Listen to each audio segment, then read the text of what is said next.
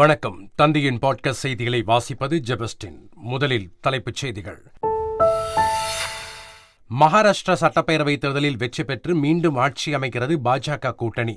ஜார்க்கண்டில் வெற்றி பெற்று ஆட்சியை தக்க வைக்கிறது காங்கிரஸ் JMM கூட்டணி. கேரள மாநிலம் வயநாடு தொகுதி இடைத்தேர்தலில் பிரியங்கா காந்தி அபார வெற்றி. இந்திய கம்யூனிஸ்ட் கட்சி வேட்பாளரை சுமார் 4,10,000 வாக்குகள் வித்தியாசத்தில் தோற்கடித்தார். மகாராஷ்டிரா மக்கள் வரலாற்று சிறப்புமிக்க தீர்ப்பை வழங்கியுள்ளதாக கூறி பிரதமர் மோடி நன்றி. ஜார்க்கண்ட் மக்களுக்கு ராகுல் காந்தி நன்றி. ஹேமந்த் சோரனுக்கு முதலமைச்சர் ஸ்டாலின் வாழ்த்து.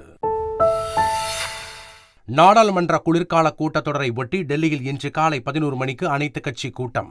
தமிழக சட்டப்பேரவையும் வரும் டிசம்பர் மாதம் 2ஆம் வாரத்தில் கூடுவதற்கு வாய்ப்பு. முன்னாள் முதலமைச்சரும் எம்ஜிஆரின் மனைவியுமான ஜானகி ராமச்சந்திரனின் நூற்றாண்டு விழா புகைப்பட கண்காட்சியை அதிமுக பொதுச் செயலாளர் எடப்பாடி பழனிசாமி இன்று திறந்து வைக்கிறார். தம்மை பற்றி அவதூறு பரப்பும் வீடியோக்களை உடனடியாக நீக்க வேண்டும். சமூக வலைதளங்கள் யூடியூபர்களுக்கு இசையமைப்பாளர் AR ரஹ்மான் நோட்டீஸ். சவுதி அரேபியாவில் இன்று நடைபெறுகிறது IPL தொடருக்கான மெகா ஏலம். 367 இந்திய வீரர்கள் உட்பட 577 பேர் ஏலத்தில் பங்கேற்பதால் பெரும் எதிர்பார்ப்பு. இனி விரிவான செய்திகள். மகாராஷ்டிராவில் பாஜக கூட்டணி மீண்டும் ஆட்சி அமைக்கிறது. மகாராஷ்டிராவில் 288 சட்டப்பேரவை தொகுதிகளுக்கு கடந்த 20ஆம் தேதி தேர்தல் நடைபெற்றது. இதில் பதிவான வாக்குகள் நேற்று எண்ணப்பட்டு முடிவுகள் அறிவிக்கப்பட்டன. மகாராஷ்டிரா மாநிலத்தில் ஆட்சி அமைக்க 145 இடங்கள் தேவை என்ற நிலையில் பாஜக தலைமையிலான ஆளும் மகாயுதி கூட்டணி 236 இடங்களை கைப்பற்றியது. காங்கிரஸ் தலைமையிலான மகா விகாஸ் அகாதி கூட்டணி கட்சிகள் 49 இடங்களை மட்டுமே பெற்று பெரும் பின்னடைவை சந்தித்துள்ளன. மகாராஷ்டிரா தேர்தலில் பாஜக கூட்டணி மகத்தான வெற்றி பெற்று ஆட்சியை தக்க வைத்துள்ள நிலையில் மகாராஷ்டிரா மக்கள் வரலாற்று சிறப்புமிக்க தீர்ப்பை வழங்கியுள்ளதாக கூறி பிரதமர் மோடி நன்றி தெரிவித்துள்ளார். மகாராஷ்டிராவில் வளர்ச்சியும் நல்ல நிர்வாகமும் வெற்றி பெற்றுள்ளது என்றும் மாநிலத்தின் முன்னேற்றத்திற்காக தொடர்ந்து உழைப்போம் என்றும் பிரதமர் மோடி உறுதியளித்துள்ளார். இதனிடையே மகாராஷ்டிரா தேர்தல் முடிவுகள் எதிர்பாராதது என எதிர்க்கட்சித் தலைவர் ராகுல் காந்தி தெரிவித்துள்ளார். ஜார்க்கண்ட் மாநிலத்தில் காங்கிரஸ் கூட்டணி மீண்டும் ஆட்சி அமைக்கிறது. மொத்தமுள்ள 81 தொகுதிகளில் ஆட்சி அமைக்க 42 தொகுதிகள் தேவை என்ற நிலையில் இந்தியா கூட்டணி 56 தொகுதிகளில் வெற்றி பெற்று ஆட்சியை தக்க வைத்துள்ளது. ஹேமந்த் சோரனின் JMM கட்சி 34 இடங்களில் வெற்றி பெற்றுள்ளது. காங்கிரஸ் கட்சி 16 தொகுதிகளில் வென்றுள்ளது. RJD கட்சி 4 இடங்களையும் CPI-ML கட்சி 2 தொகுதிகளையும் கைப்பற்றியுள்ளது. பாஜக 21 இடங்களில் வெற்றி பெற்றுள்ளது. இதனிடையே ஜார்க்கண்ட் சட்டப்பேரவைத் தேர்தலில் இந்தியா கூட்டணிக்கு மிகப்பெரிய வெற்றி அளித்த ஜார்க்கண்ட் மக்களுக்கு எதிர்க்கட்சித் தலைவர் ராகுல் காந்தி நன்றி தெரிவித்துள்ளார்.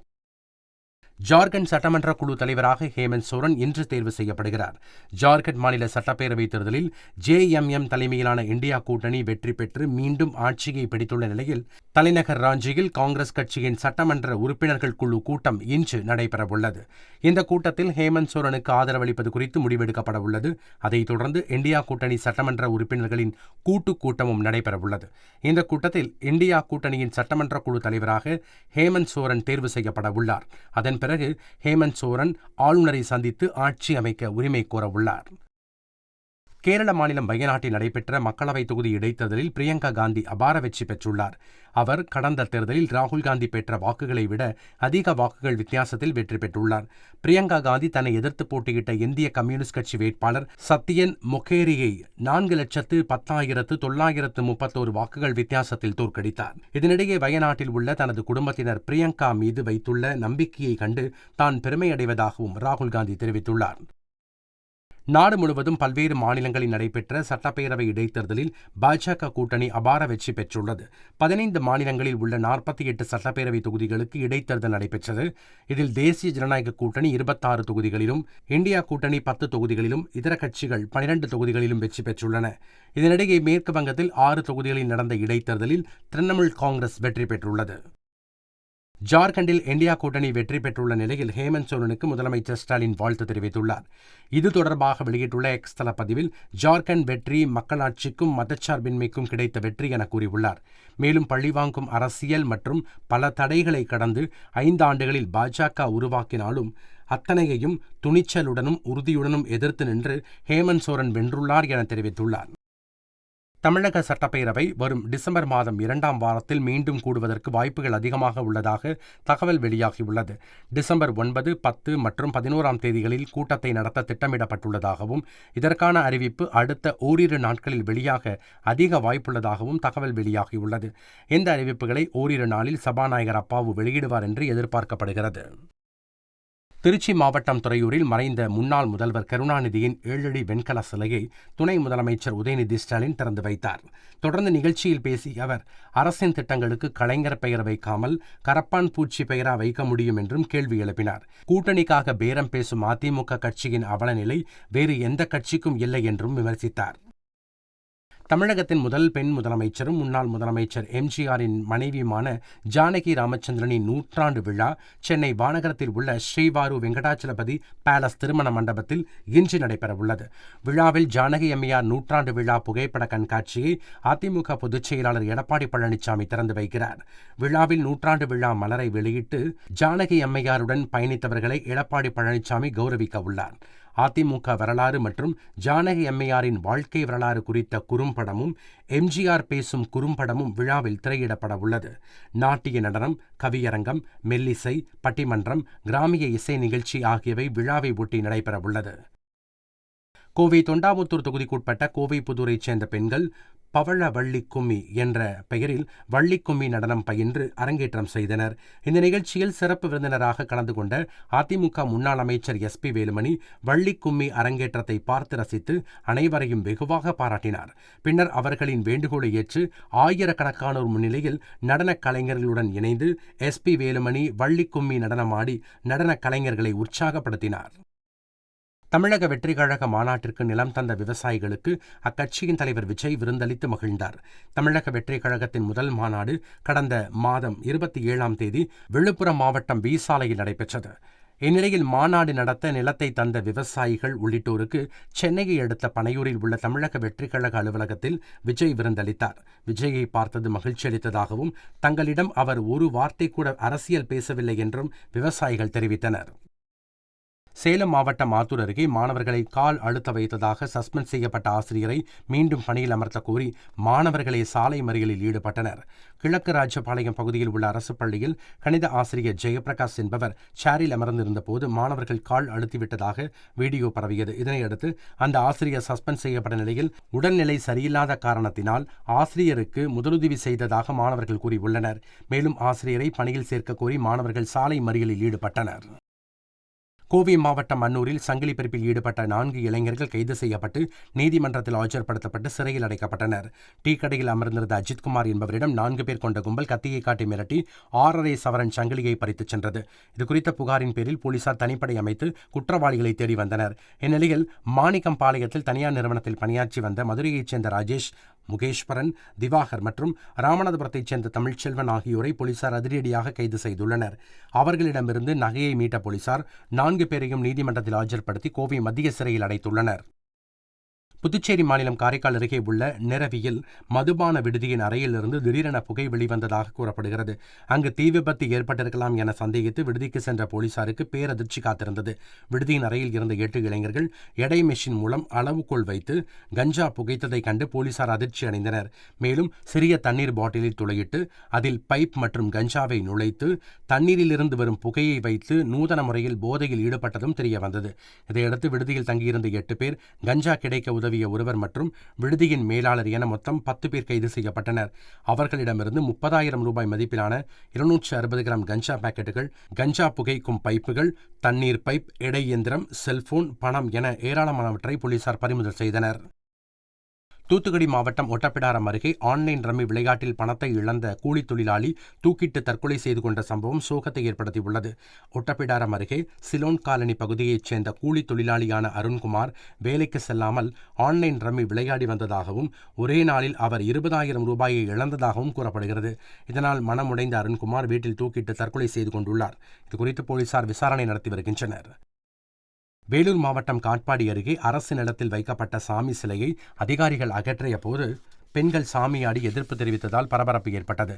ஜீபுதூர் பகுதியில் பொன்னியம்மன் கோவில் உள்ளது. அங்கு அரசுக்கு சொந்தமான இடத்தில் புதிதாக சிலை வைத்து சுற்றுச்சுவர் அமைத்து ஆக்கிரமிப்பு செய்யப்பட்டிருந்தது. தகவல் அறிந்த அதிகாரிகள் சிலையை அகற்ற முயன்ற போது பெண்கள் சாமியாடி தடுத்தனர். இதனை அடுத்து 8 பேரை கைது செய்த போலீசார் சிலையை வட்டாட்சியர் அலுவலகத்தில் ஒப்படைத்தனர். கோவையில் கிளாசிக் மற்றும் அயல்நாட்டு கார்களின் கண்காட்சி மற்றும் சாலை விதிகள் குறித்த விழிப்புணர்வு பேரணி நடைபெற்றது. இதில் பழங்கால கார் மற்றும் இருசக்கர வாகன பிரியர்கள் தங்களுடைய வாகனங்களை கொண்டு வந்தனர். 1931ஆம் ஆண்டு முதல் 1980 வரையிலான பல்வேறு பழைய மாடல் கார்கள் கண்காட்சியில் இடம்பெற்றன. Benz, Rolls Royce, Chevrolet, Ford Padmini, Ambassador, Volkswagen உள்ளிட்ட பழைய கார்களும் அந்த காலத்தில் அனைவரையும் கவர்ந்த ஜீப் மாடல்களும் இடம்பெற்றன. இசையமைப்பாளர் A.R. ரஹ்மான், சாய்ரா பானு தம்பதியர் தங்கள் 29 ஆண்டுகால திருமண வாழ்க்கையை முடித்துக்கொண்டு பிரிவதாக அறிவித்தனர். இந்நிலையில் A.R. ரஹ்மான், சாய்ரா பானு பிரிவு தொடர்பாக பல்வேறு சமூக வலைதளங்களில் ரஹ்மான் மீது அவதூறு பரப்பும் வகையில் வீடியோக்கள் வெளியிடப்பட்டுள்ளதாகவும் அவற்றை உடனடியாக நீக்க வேண்டும் எனவும் சம்பந்தப்பட்ட சமூக வலைதளங்களுக்கும் யூடியூபர்களுக்கும் நோட்டீஸ் அனுப்பப்பட்டுள்ளது. A.R. ரஹ்மான் வழக்கறிஞர் தரப்பில் அனுப்பப்பட்டுள்ள அந்த நோட்டீஸில் அவதூறு பரப்பும் வகையில் உண்மைக்கு புறம்பான தகவல்களுடன் எழுதப்பட்டுள்ள கட்டுரைகள், சிலர் கற்பனையில் அளித்த பேட்டிகள் போன்ற அவதூறு வீடியோக்கள், கட்டுரைகளை உடனடியாக நீக்காவிட்டால் 2 ஆண்டுகள் சிறை தண்டனை விதிக்க வகை செய்யும் சட்டப்பிரிவுகளின் கீழ் அவதூறு வழக்கு தாக்கல் செய்யப்படும் எனவும் எச்சரிக்கை விடுக்கப்பட்டுள்ளது. ஐயப்பசாமி குறித்து சர்ச்சைக்குரிய பாடல் பாடியதாக கூறி கானா பாடகி இசைவாணி சமூக விரோதிகள் தமக்கு கொலை மிரட்டல் விடுப்பதாக கூறப்படுகிறது. இதுகுறித்து இசைவாணி காவல் ஆணையர் அலுவலகத்தில் மனு அளித்துள்ளார். தனது தொலைபேசி எண்ணிற்கு கொலை மிரட்டல் வருவதாகவும் தனது போட்டோவை மார்பிங் செய்து ஆபாசமாக சித்தரித்து சமூக வலைதளங்களில் பதிவிடுவதாகவும் கூறி புகார் மனு அளித்துள்ளார். தென்கிழக்கு வங்கக்கடல் பகுதியில் உருவாகியுள்ள காற்றழுத்த தாழ்வு பகுதி காற்றழுத்த தாழ்வு மண்டலமாக வலுப்பெறக்கூடும் என தெரிவிக்கப்பட்டுள்ளது. இதனால் தமிழகத்தின் பல்வேறு பகுதிகளில் கனமழை பெய்ய வாய்ப்புள்ளதாக கூறப்பட்டுள்ளது. மயிலாடுதுறை, நாகப்பட்டினம், தஞ்சாவூர், திருவாரூர் மாவட்டங்களில் நாளை மிக கனமழைக்கு வாய்ப்புள்ளதாக சென்னை வானிலை ஆய்வு மையம் தெரிவித்துள்ளது. நாடாளுமன்றத்தின் குளிர்கால கூட்டத்தொடருக்கு முன்னதாக நாடாளுமன்றத்தின் 2 அவைகளிலும் உள்ள அரசியல் கட்சித் தலைவர்களுடன் மத்திய நாடாளுமன்ற விவகாரங்கள் துறை அமைச்சர் கிரண் ரிஜிஜு ஆலோசனை நடத்தவுள்ளார். இதற்கான அனைத்துக் கட்சி கூட்டம் காலை 11 மணிக்கு டெல்லியில் நாடாளுமன்ற கட்டடத்தில் உள்ள முதன்மை குழு அறையில் நடைபெறவுள்ளது. பாதுகாப்பு அமைச்சர் ராஜ்நாத் சிங் தலைமையில் இந்த கூட்டம் நடைபெறுகிறது. நாடாளுமன்றத்தின் குளிர்கால கூட்டத்தொடர் நவம்பர் 25 அன்று தொடங்கி டிசம்பர் 20 அன்று நிறைவடைகிறது. கேரள மாநிலம் சபரிமலையில் மண்டல பூஜைக்காக நடை திறக்கப்பட்டு 8 நாட்கள் ஆகின்றன. தினமும் 70,000 பேர் சபரிமலையில் தரிசனம் செய்து செல்கின்றனர். கடந்த ஆண்டை ஒப்பிடும்போது பக்தர்களின் எண்ணிக்கை இந்த ஆண்டு குறைவு என்றாலும் நவம்பர் 20இல் 14 கோடி ரூபாய் வருமானம் கிடைத்துள்ளது. இதில் காணிக்கையாக மட்டுமே 3.8 கோடி ரூபாயும், அரவணை விற்பனையில் 9.52 கோடி ரூபாயும் வருவாய் ஈட்டப்பட்டுள்ளது. மேலும் அப்பம் விற்பனையில் 1.26 கோடி ரூபாய் வருவாயாக பெறப்பட்டுள்ளது. கடந்த ஆண்டை ஒப்பிடும்போது 3.5 கோடி ரூபாய் அதிகமாக வருவாய் கிடைத்துள்ள நிலையில் வரும் காலங்களில் வருவாய் கூடும் என கோவில் நிர்வாகத்தின் தரப்பில் கூறப்படுகிறது. இங்கிலாந்தை தாக்கிய பெர்ட் புயலால் சாலையில் பனிக்கட்டிகள் உறைந்து கிடந்தன. வடக்கு இங்கிலாந்தில் ஃபர்னாட் கோட்டைக்கு அருகில் உள்ள சாலையில் பனிக்கட்டிகள் உறைந்து கிடந்ததால் போக்குவரத்து பாதிக்கப்பட்டது. இதையடுத்து நெடுஞ்சாலைத்துறையினர் வாகனம் மூலம் பனிக்கட்டிகளை அகற்றும் பணியில் ஈடுபட்டனர்.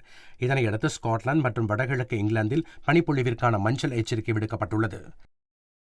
சீனாவின் ஹைனான் மாகாணத்தில் பாரம்பரிய விளையாட்டு திருவிழா கண்கவர் கலை நிகழ்ச்சிகளுடன் தொடங்கியது. சான்யா நகரில் தொடங்கியுள்ள இந்த விளையாட்டுத் தொடரில் 7000க்கும் மேற்பட்ட வீரர்கள் மற்றும் வீராங்கனைகள் கலந்து கொண்டுள்ளனர். தொடக்க விழாவில் நடத்தப்பட்ட பல்வேறு விதமான கலை நிகழ்ச்சிகளை ஏராளமானோர் உற்சாகத்துடன் கண்டுகளித்தனர். IPL மெகா ஏலம் சவுதி அரேபியாவில் இன்று நடைபெறவுள்ளது. ஜெட்டா நகரில் இன்றும் நாளையும் இந்திய நேரப்படி மதியம் 3:30 மணியளவில் ஏலம் தொடங்க உள்ளது. இதில் பங்கேற்பதற்கு 577 வீரர்கள் இறுதி செய்யப்பட்டுள்ளனர். ரிஷப் பண்ட், ஸ்ரேயாஸ் ஐயர் உள்ளிட்ட 81 வீரர்கள் தங்களின் அடிப்படை தொகையாக 2 கோடி ரூபாயை நிர்ணயித்துள்ளனர். தங்கள் அணிக்கு யார் யார் ஏலம் எடுக்கப்படுவார்கள், எந்த வீரர் அதிகபட்ச தொகைக்கு ஏலம் போவார் என ரசிகர்கள் மிகுந்த எதிர்பார்ப்பில் உள்ளனர். மீண்டும் தலைப்புச் செய்திகள். மகாராஷ்டிரா சட்டப்பேரவைத் தேர்தலில் வெற்றி பெற்று மீண்டும் ஆட்சி அமைக்கிறது பாஜக கூட்டணி. ஜார்க்கண்டில் வெற்றி பெற்று ஆட்சியை தக்க வைக்கிறது காங்கிரஸ் JMM கூட்டணி. கேரள மாநிலம் வயநாடு தொகுதி இடைத்தேர்தலில் பிரியங்கா காந்தி அபார வெற்றி. இந்திய கம்யூனிஸ்ட் கட்சி வேட்பாளரை சுமார் 4,10,000 வாக்குகள் வித்தியாசத்தில் தோற்கடித்தார். மகாராஷ்டிரா மக்கள் வரலாற்று சிறப்புமிக்க தீர்ப்பை வழங்கியுள்ளதாக கூறி பிரதமர் மோடி நன்றி. ஜார்க்கண்ட் மக்களுக்கு ராகுல் காந்தி நன்றி. ஹேமந்த் சோரனுக்கு முதலமைச்சர் ஸ்டாலின் வாழ்த்து. நாடாளுமன்ற குளிர்கால கூட்டத்தொடரை ஒட்டி டெல்லியில் இன்று காலை 11 மணிக்கு அனைத்துக் கட்சி கூட்டம். தமிழக சட்டப்பேரவையும் வரும் டிசம்பர் மாதம் 2ஆம் வாரத்தில் கூடுவதற்கு வாய்ப்பு. முன்னாள் முதலமைச்சரும் எம்ஜிஆரின் மனைவியுமான ஜானகி ராமச்சந்திரனின் 100ஆண்டு விழா புகைப்பட கண்காட்சியை அதிமுக பொதுச் செயலாளர் எடப்பாடி பழனிசாமி இன்று திறந்து வைக்கிறார்.